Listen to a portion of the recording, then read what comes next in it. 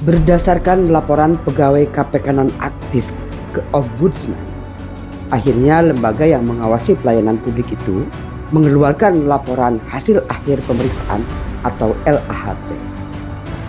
Namun alih-alih dilaksanakan rekomendasi Ombudsman, malah KPK menyerang balik dengan menyebutkan Ombudsman telah melampaui wewenangnya.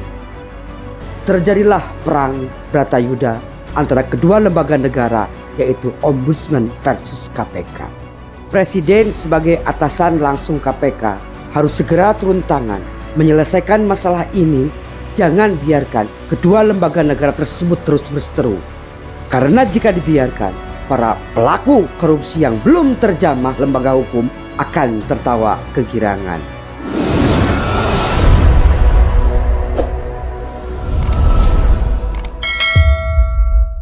Salah satu dampak diubahnya undang-undang KPK adalah lembaga anti ruswa tersebut menjadi lembaga yudikatif. Inilah yang menjadi dasar pasal berikutnya dalam undang-undang KPK, bahwa pegawai KPK harus berstatus pegawai negeri sipil. Pengalihan status pegawai menjadi ASN inilah yang akhirnya KPK menyelenggarakan asesmen untuk mengalihkan status pegawainya menjadi ASN. Dalam asesmen tersebut, salah satu poin yang hingga saat ini menjadi perdebatan adalah dilakukannya tes wawasan kebangsaan atau TWK terhadap seluruh pegawai KPK. Alhasil 75 pegawai dinyatakan tidak lolos. Sejak 75 pegawai dinyatakan tidak lolos TWK dan dinonaktifkan dari KPK, gunjang-ganjing di Gedung Merah Putih terus terjadi. Karena selain 75 pegawai melawan, banyak pihak menyatakan TWK tersebut dilakukan secara tidak wajar. Berbagai aduan dan proses hukum atau proses TWK akhirnya terus dilakukan, baik oleh 75 pegawai KPK nonaktif maupun masyarakat.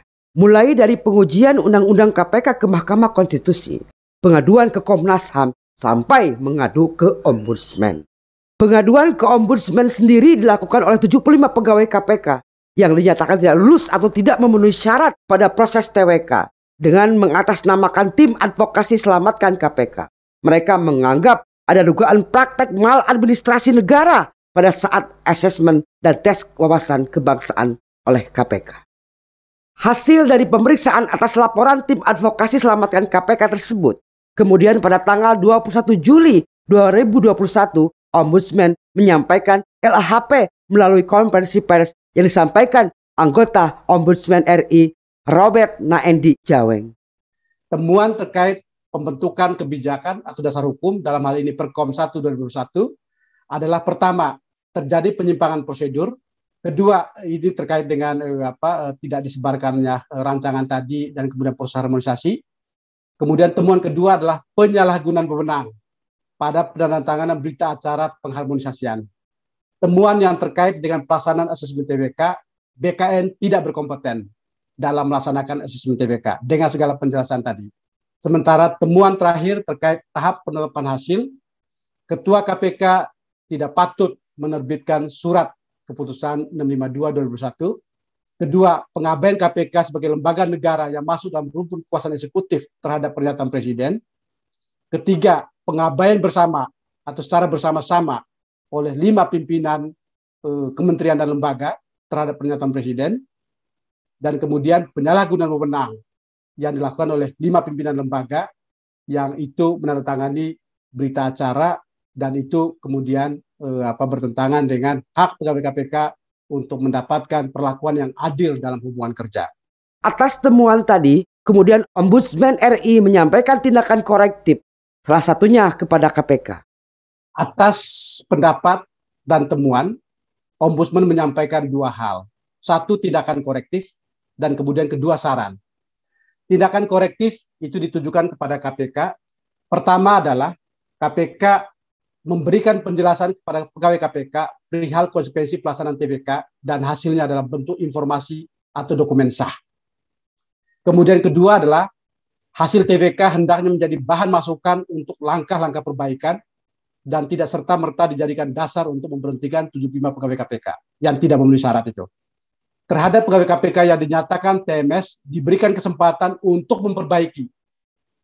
Dan dari semua itu, dengan membaca hakikat atau makna peralihan status pegawai KPK Undang-Undang 19 tahun 2019, PP 41 tahun 2020, timbangan Mahkamah Konstitusi, sebagaimana yang kemudian kita cermati dari pernyataan Presiden, dan terutama Ombudsman, sebagaimana yang kemudian ditemukan dalam proses pelaksanaan asesmen, maka terhadap 75 pegawai KPK tersebut dialihkan statusnya menjadi pegawai ASN sebelum tanggal 30 Oktober 2021. Ini kepada KPK tindakan korektif.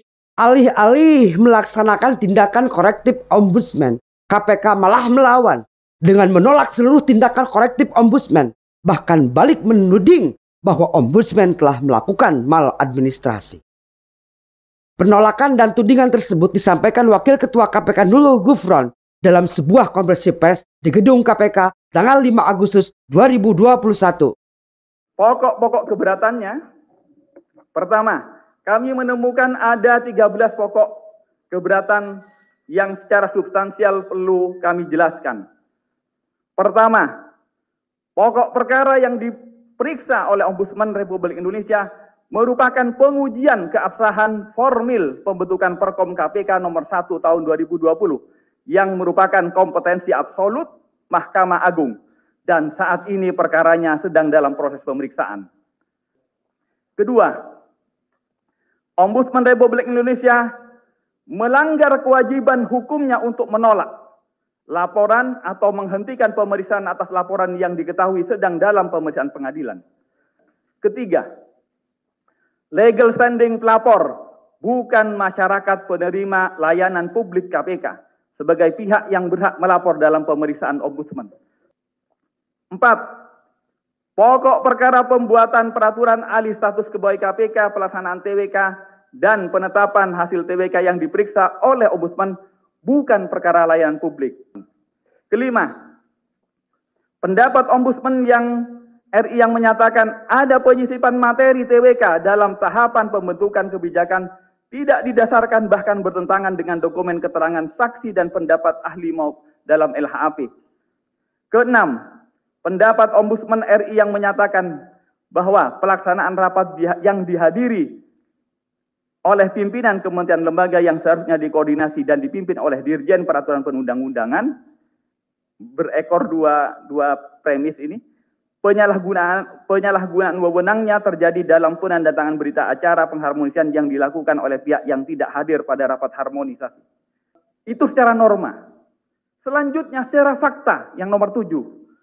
Fakta hukum bahwa rapat koordinasi harmonisasi yang dihadiri atasannya yang kemudian dinyatakan maladministrasi oleh Ombudsman Republik Indonesia ternyata dilaksanakan juga oleh Ombudsman Republik Indonesia.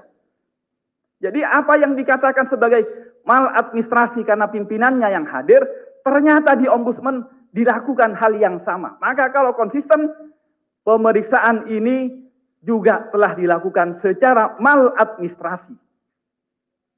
Kedelapan, pendapat Ombudsman yang mengatakan KPK tidak melakukan penyebarluasan informasi rancangan peraturan KPK melalui portal internal KPK bertentangan dengan bukti. Karena faktanya sejak tanggal 30 November, rancangan peraturan KPK harus diportalkan. Dan kami sudah portalkan. Tidak benar kalau tidak diportalkan. Silahkan tanya kepada semua pegawai KPK di emailnya masing-masing. Kesembilan, pendapat Ombudsman Republik Indonesia berkaitan tentang terdapat nota kesepahaman dan kontrak swakelola antara KPK dan BKN tentang tahapan pelaksana TWK dan lain-lainnya. Kesepuluh, pendapat Ombudsman Republik Indonesia yang menyatakan telah terjadi maladministrasi berupa tidak kompetennya BKN dalam melaksanakan asesmen TWK bertentangan dengan hukum dan bukti. Ke-11, pendapat Ombudsman Republik Indonesia yang menyatakan bahwa KPK tidak patut menerbitkan surat keputusan KPK nomor 652 karena merugikan hak pegawai untuk dianggap menjadi ASN tidak berdasar hukum. Ke-12, pendapat Ombudsman Republik Indonesia berkenaan dengan berita acara tanggal 25 Mei bahwa Menteri Pan-RB, Menkumham, Kepala BKN, 5 pimpinan KPK, Ketua KSN dan Kepala LAN telah melakukan pengabaian terhadap pernyataan Presiden dan telah melakukan tindakan maladministrasi berupa penyalahgunaan wewenang terhadap kepastian hukum, status hukum dan hak untuk mendapat perlawanan yang adil. Terakhir ke-13, tindakan korektif yang direkomendasikan Ombudsman Republik Indonesia tidak memiliki korelasi atau hubungan sebab akibat, bahkan bertentangan dengan kesimpulan dan temuan LHAP-nya sendiri. Itu yang sekiranya pokok-pokok 13 hal yang kami nyatakan alasannya untuk menyatakan keberatan. Karena itu, mempertingkatkan tindakan korektif yang direkomendasikan kepada KPK, menurut KPK, pertama, melanggar hukum dan melampaui wewenang Ombudsman Republik Indonesia, melanggar kewajiban hukum untuk menghentikan laporan yang sedang diperiksa di lembaga peradilan, tidak berdasarkan bukti, baik yang disampaikan terlapor maupun ahli, tidak konsisten menyatakan maladministrasi, padahal dilakukan sendiri pada saat pemeriksaan perkara atau pokok laporan ini, nyatakan pimpinan hadir pada saat harmonisasi di Kemenkumham, pada saat dia sendiri melakukan pemeriksaan, yang hadir juga pimpinannya, padahal didelegasikan kepada kedeputian kedeputian keasistenan 4, pemeriksaan 4. Kelima, tidak logis karena tidak kausalitas verban antara temuan dan tindakan korektif tidak berkorelasi. Demikian, dengan ini terlapor menyatakan keberatan untuk menindaklanjuti tindakan korektif yang disarankan oleh Ombudsman Republik Indonesia kepada KPK. Jakarta, 5 Agustus 2001. Kami memandang penolakan KPK atas korektif Ombudsman adalah bentuk pengaburan atau pengelakan dari substansi, yaitu terjadinya maladministrasi dalam penyelenggaraan TWK. KPK seperti sengaja mencari-cari argumen pembenar untuk menutupi adanya pelanggaran prosedur dalam pelaksanaan TWK. Misalnya terkait legal standing pelapor bukan masyarakat menerima laporan publik KPK. KPK lupa membaca pasal 5 Undang-Undang Nomor 25 Tahun 2009 tentang pelayanan publik. Di sana dijelaskan, ruang lingkup pelayanan publik meliputi barang maupun jasa publik serta layanan administratif. Dalam undang-undang ini juga disebutkan, semua warga negara punya hak menyampaikan komplain terhadap pelanggaran administrasi dan terhadap sektor layanan publik. Pertanyaannya, apakah 75 pegawai bukan warga negara Indonesia sehingga mereka tidak punya hak atau legal standing untuk melaporkan ke Ombudsman? Termasuk tentang pernyataan Presiden tanggal 17 Mei 2021 yang pada intinya menyebutkan tes wawasan kebangsaan atau TWK semestinya tidak dijadikan dasar untuk memberhentikan pegawai yang tak memenuhi syarat, melainkan menjadi masukan untuk perbaikan lembaga anti korupsi. Tapi perintah ini tidak diindahkan oleh KPK. Hasil tes wawasan kebangsaan terhadap pegawai KPK hendaknya menjadi masukan untuk langkah-langkah perbaikan KPK, baik terhadap individu-individu maupun institusi KPK, dan tidak serta-merta dijadikan dasar untuk memberhentikan 75 pegawai KPK yang dinyatakan tidak lolos tes. Kalau dianggap ada kekurangan, saya berpendapat masih ada peluang untuk memperbaiki melalui pendidikan kedinasan tentang wawasan kebangsaan, dan perlu segera dilakukan langkah-langkah perbaikan pada level individual maupun organisasi. Dan masih banyak lagi kejanggalan lain. Dari 13 poin jawaban KPK terhadap Ombudsman, jika dibahas satu persatu butuh waktu cukup panjang. Bahwa selain korektif ke KPK dan Badan Kepegawaian Negara atau BKN, Ombudsman juga memberikan korektif kepada Presiden. Maka jika PPK KPK tidak mengindahkan tindakan korektif atau tidak melaksanakan tindakan korektif yang disampaikan di depan tadi, maka kepada Presiden kami menyampaikan saran untuk take over, mengambil alih kewenangan yang didelegasikan kepada pejabat pembina kepegawaian KPK terkait pengalihan status pegawai KPK, untuk kemudian saran kebijakan ini menjadi dasar bagi Presiden untuk melakukan substansi yang sudah kita sampaikan. Kedua, Presiden perlu melakukan pembinaan terhadap Ketua KPK, Kepala BKN, Kepala LAN, Menteri Hukum dan HAM, serta Menteri PAN dan RB bagi perbaikan kebijakan dan administrasi kepegawaian yang berorientasi kepada asas-asas tata kelola pemerintahan yang baik. Ketiga, Presiden perlu melakukan monitoring terhadap tindakan korektif yang disampaikan oleh Ombudsman kepada BKN untuk menyusun peta jalan roadmap, sesuatu yang sangat penting terkait manajemen kepegawaian, khususnya mekanisme, instrumen, dan penyiapan asesor peralihan status pegawai menjadi pegawai ASN di masa depan. Dan kemudian terakhir, kita menyampaikan saran kepada Presiden dalam rangka mewujudkan tata kelola SDM aparatur sipil negara yang unggul. Presiden perlu memastikan bahwa pelaksanaan TWK dalam setiap proses manajemen ASN dilaksanakan sesuai dengan standar yang berlaku. Kami berharap Presiden sesegera mungkin mengambil langkah atau tindakan.